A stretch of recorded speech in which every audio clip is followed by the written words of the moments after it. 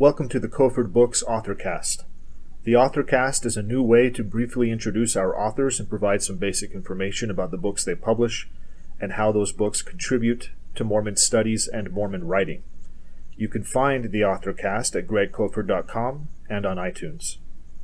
Occasionally, it will feature authors reading chapters from their books, as in this episode, episode 2 of the AuthorCast. In this episode, Michael Austin reads Chapter 1, 6 Things I Used to Know About Job, from his book, Rereading Job, Understanding the Ancient World's Greatest Poem. Rereading Job was first published by Greg Kofford Books in June 2014 and is available in paperback, hardback, and ebook from gregkofford.com.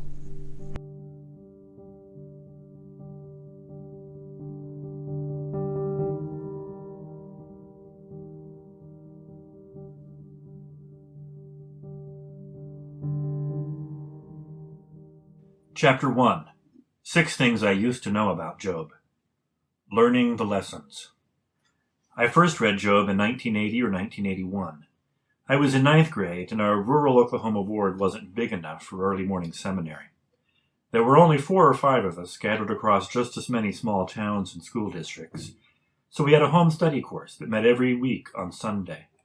But once in a while, we would all get together for a Friday night readathon at the teacher's house. We would bring pillows and pajamas, the teacher would have pizza, and we would read scriptures from 7 at night until everybody fell asleep. On one such night, we all read Job and a few other books from the Old Testament. But mainly I slept. I didn't do much better the second time through, though I have clearer memories of what I did not understand. It was in 1986, and I was an LDS missionary in Stockton, California. I had made a goal that year to read the entire Old Testament during my personal study time. Like any good reader, I started at Genesis and just plowed my way through to the end. I remember coming to the book of Job in the text, understanding the first few chapters quite clearly, and then passing my glazed eyes over the complicated words and sentences that followed, assuming that they must be saying something consistent with the chapters that seemed so clear. The third time I read Job was in 1988. I was a sophomore at BYU and had just changed my major to English. My Old Testament class that semester assigned only a small portion of the book of Job, the first 2 chapters, the last half of the last chapter, and a few reputedly Christological verses in between.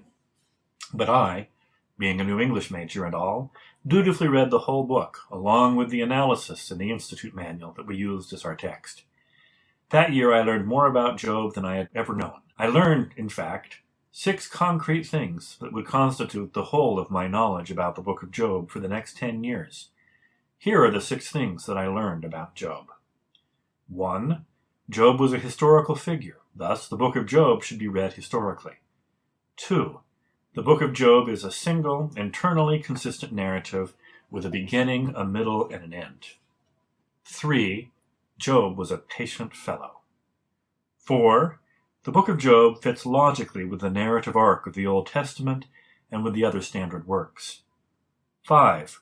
In the midst of his great suffering, Job occasionally, and for no apparent reason, prophesied of Christ with famous words like, "I know that my Redeemer lives." And 6. The book of Job ultimately shows that if we just wait long enough, God will reward our good behavior with material prosperity. I knew, in other words, that part of Job that one can learn by reading the first 2 chapters, the last half of the last chapter, and a few reputedly Christological verses in between. I did not read Job again in graduate school, even though I ended up writing a dissertation on the way that 17th century poets like Milton, Dryden, Cooley understood the Old Testament in their poetry.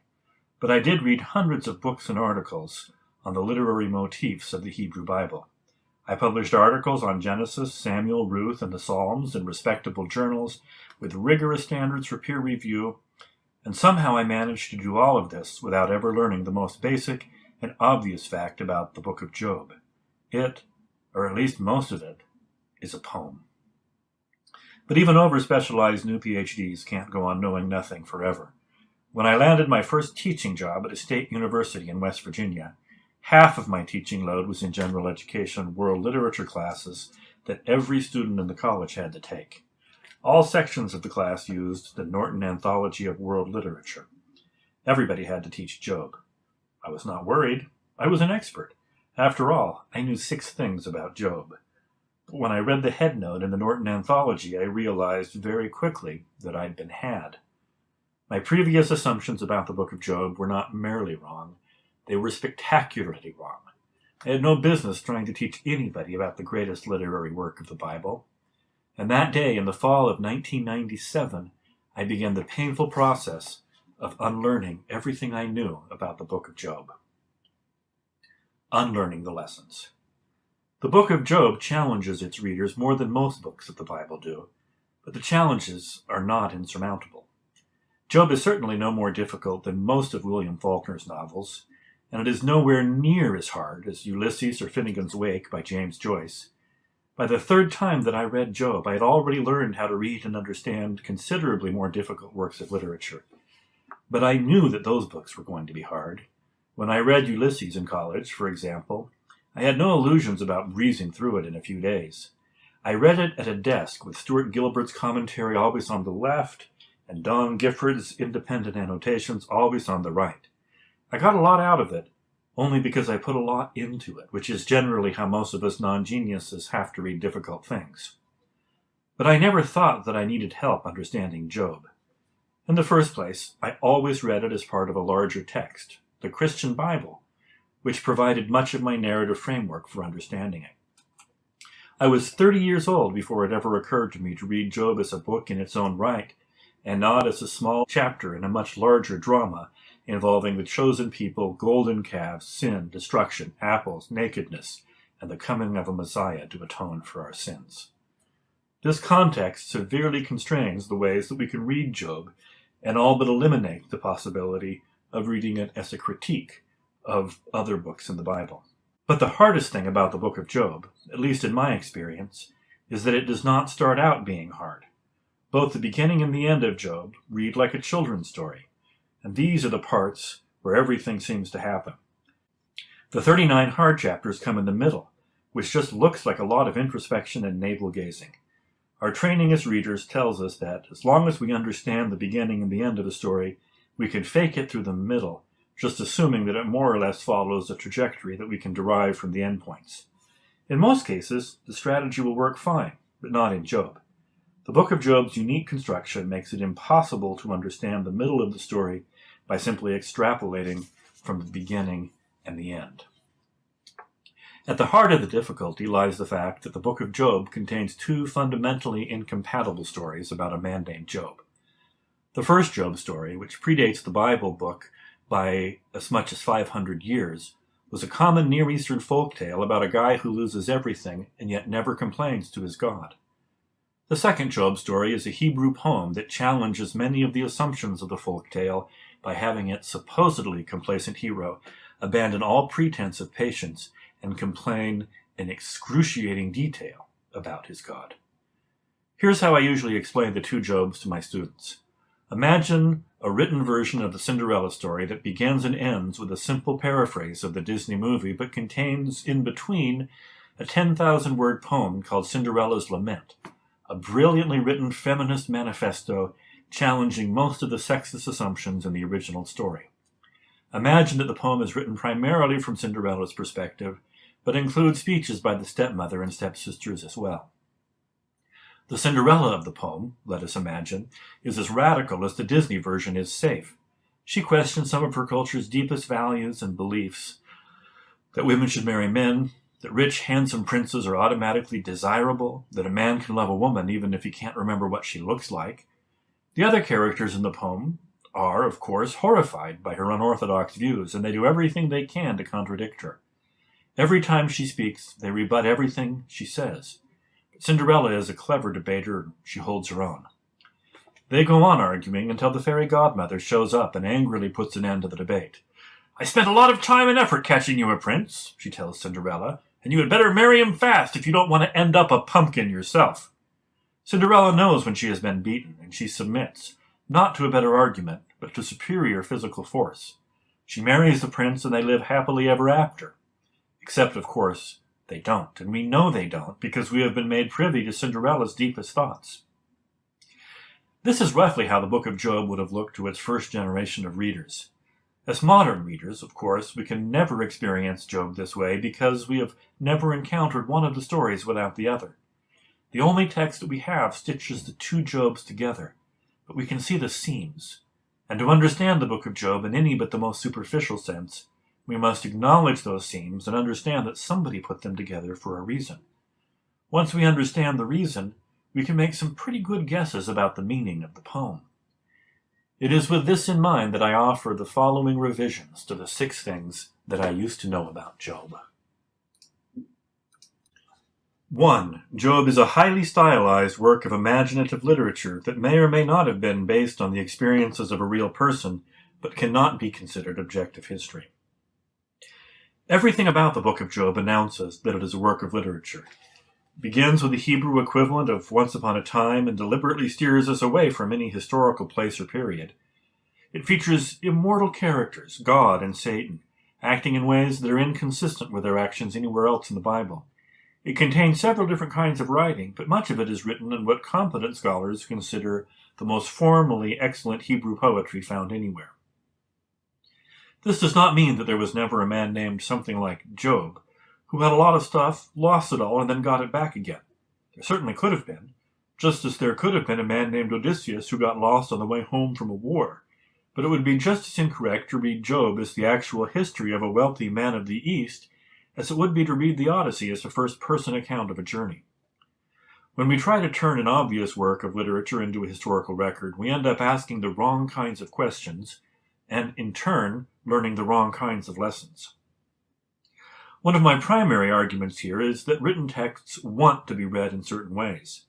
This is, of course, an oversimplification.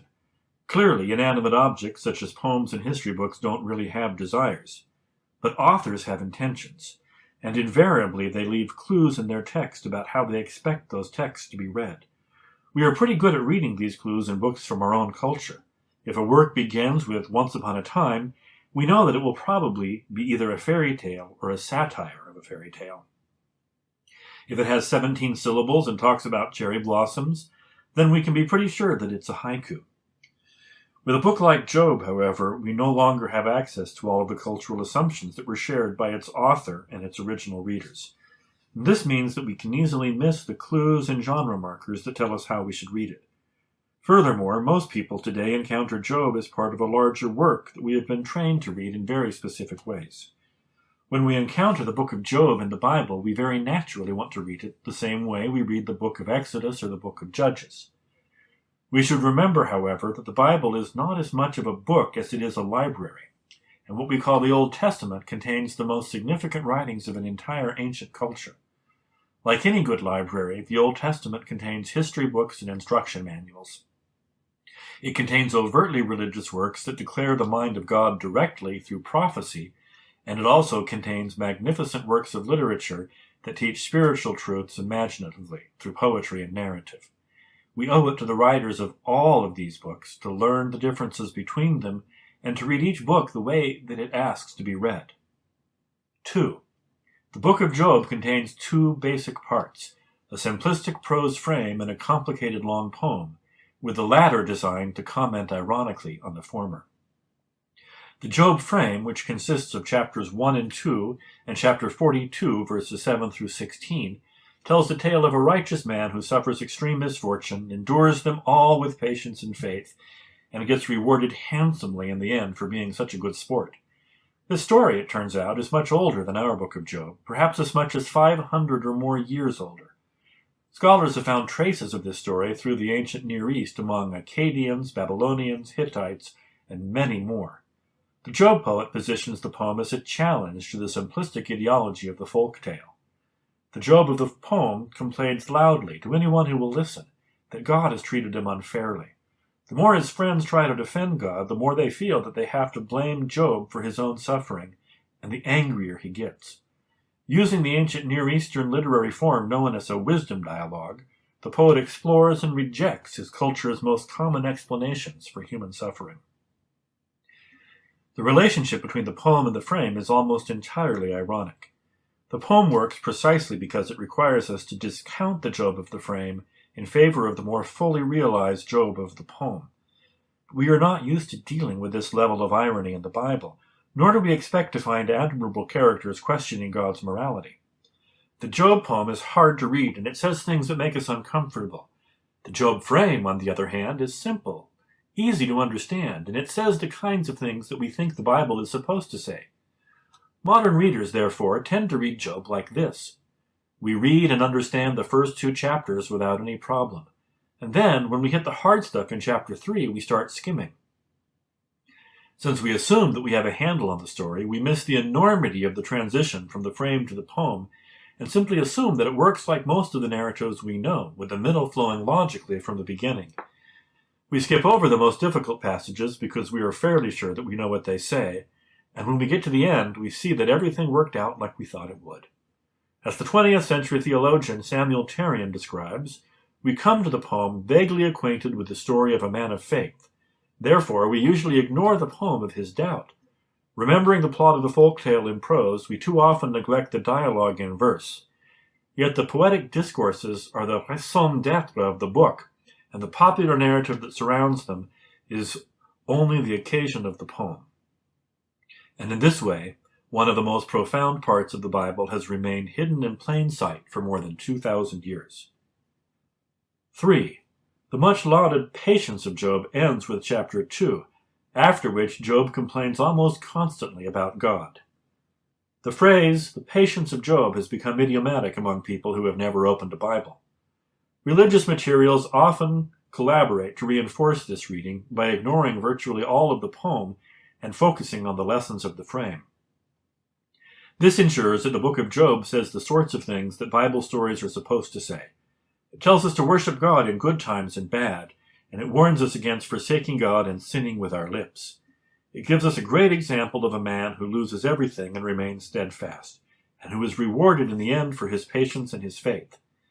And it allows us to comfort, but really to criticize, those who are complaining about something in their own lives with the allegedly cheery thought that at least they aren't as bad off as Job.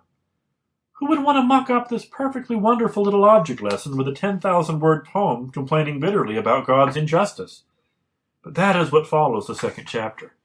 At the very beginning of chapter 3, Job himself immediately gives lie to the patient Job narrative by cursing, roughly in order, the day he was born, the night he was conceived, his mother's womb, the knees that received him, and the breasts that gave him suck.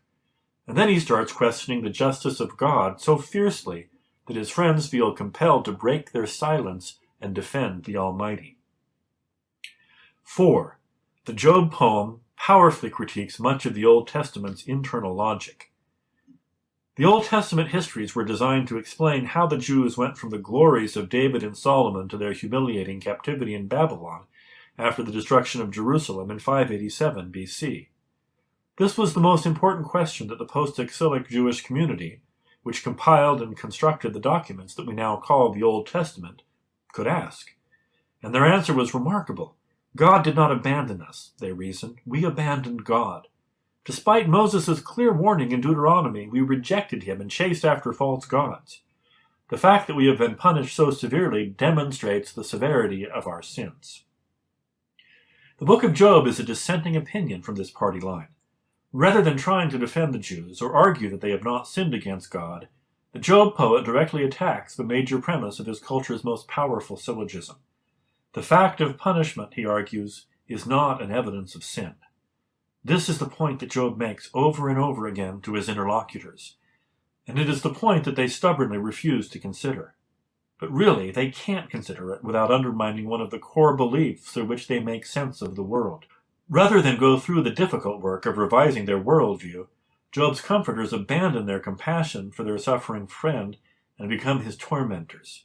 And this, too, is part of the poet's critique. The Job poet dared to critique and dismantle the most powerful religious orthodoxy of his culture by confronting it with a set of facts that it could not accommodate. And he demonstrated in excruciating detail how those who hold to rigid orthodoxies will end up renouncing both overwhelming evidence and basic human decency before abandoning their beliefs. 5. When Job speaks of a Redeemer, he is not prophesying of Christ. He is invoking his right to an avenger. In every church lesson that I've ever had about the book of Job, we have read the 25th verse of chapter 19. For I know that my Redeemer liveth, and that he shall stand at the latter day upon the earth. What clearer evidence could we have for Job's faith, not just in God, but in Jesus Christ, who would not be born for at least another 500 years? Samuel Medley's 1775 poem, I Know That My Redeemer Lives, has been set to music many times, and is, in one of its versions, one of the most cherished songs in the LDS hymnal. Other denominations use a hymn of the same name written by Charles Wesley, or the version from George Friedrich Handel's famous oratorio, Messiah. Unfortunately, there is no way to read the original text as a prophecy of Christ.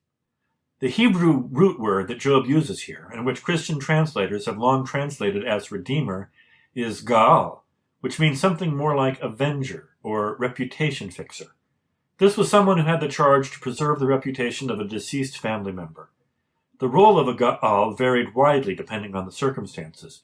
It could require someone to avenge a death with bloodshed or to provide evidence exonerating somebody who died under a cloud of suspicion. But it could also include marrying a deceased man's wife and siring children in his name, as Boaz did with Ruth, acting in his role as Gaal. It is possible, of course, to see in the Hebrew Gaal a figuration of the role of Jesus Christ. It is not possible, however, to actually agree with Job in thinking that a Gaal, or Redeemer, will someday confront God and prove his innocence. This would require us to accept the proposition that Job's suffering is connected to his behavior, that God is actually punishing him for supposedly doing something wrong. And this is precisely the proposition that the whole poem is trying to convince us to reject. The fact that Job believes that his Redeemer lives shows us that, at this point in the poem, he has no more ability than his friends to comprehend a God who does not operate on a straightforward principle of rewards and punishments. 6. The finale of Job, in which he is richly rewarded for his faithfulness, is part of the frame, not the poem, which means that it is part of what the author is trying to undercut.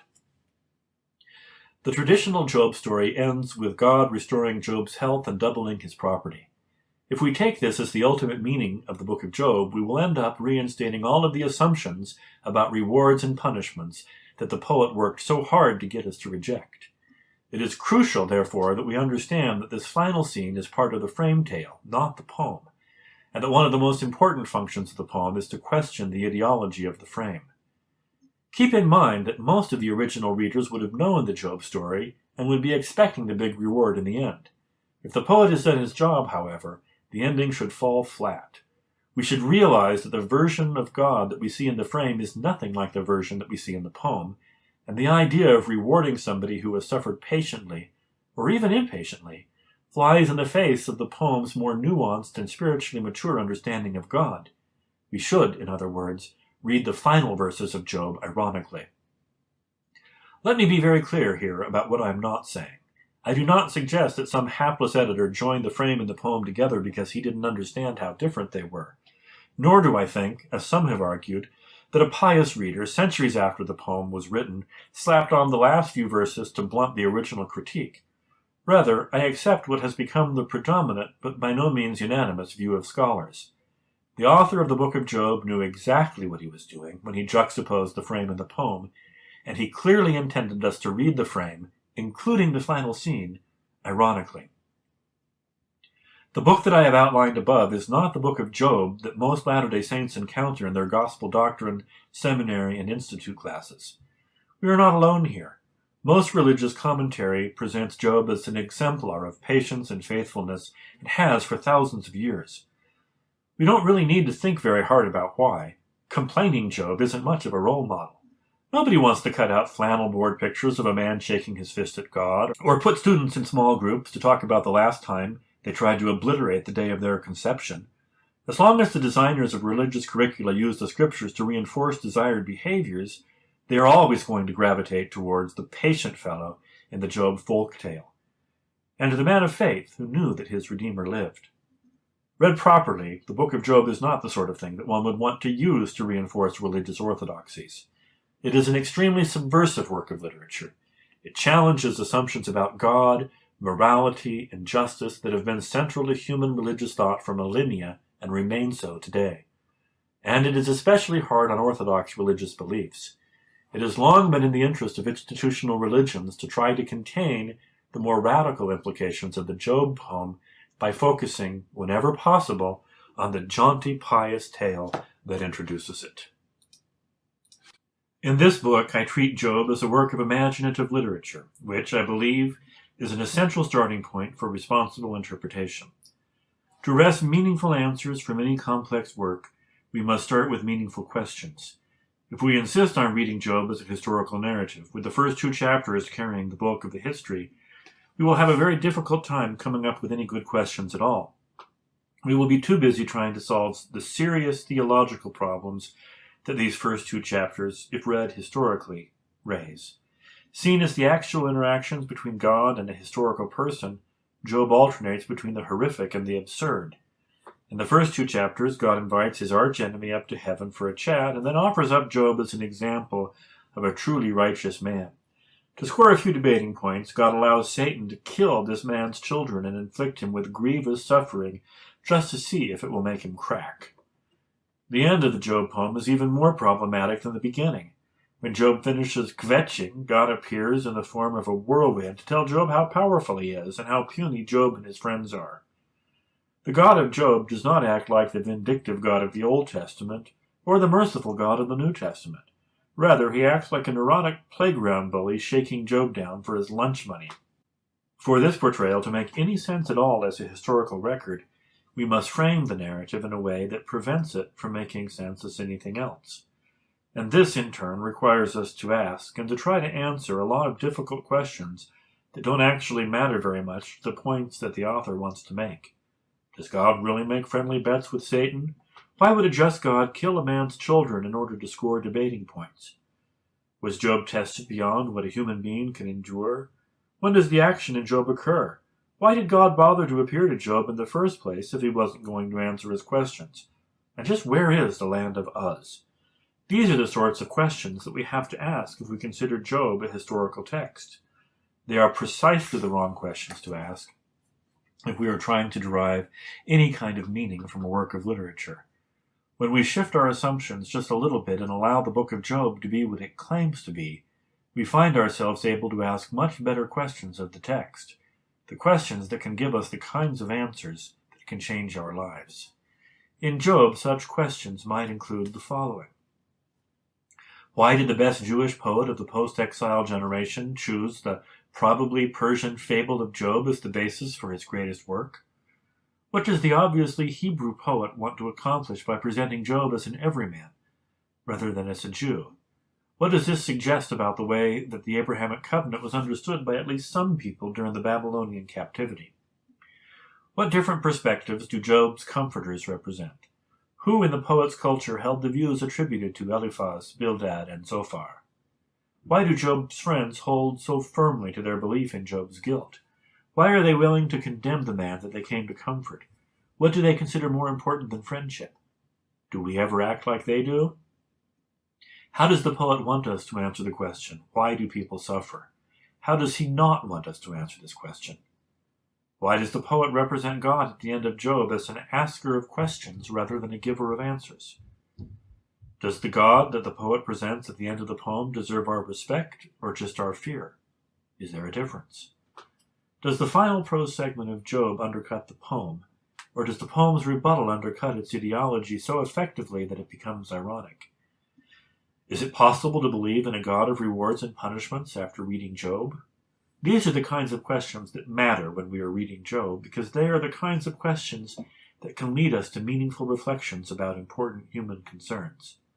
Every minute that we spend trying to figure out whether the Leviathan mentioned in chapter 42 is an ancient sea monster or just a plain old crocodile takes us further away from the book's most profound truths. If we can give ourselves permission to understand Job as something other than reliable documentary history, then we can get down to the really important business of understanding how it is true as a poem.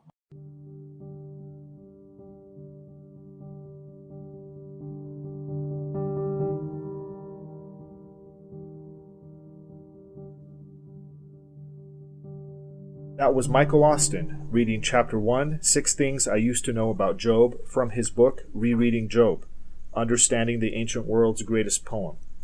Rereading Job was published in June 2014. and is available in print and ebook at gregkofford.com.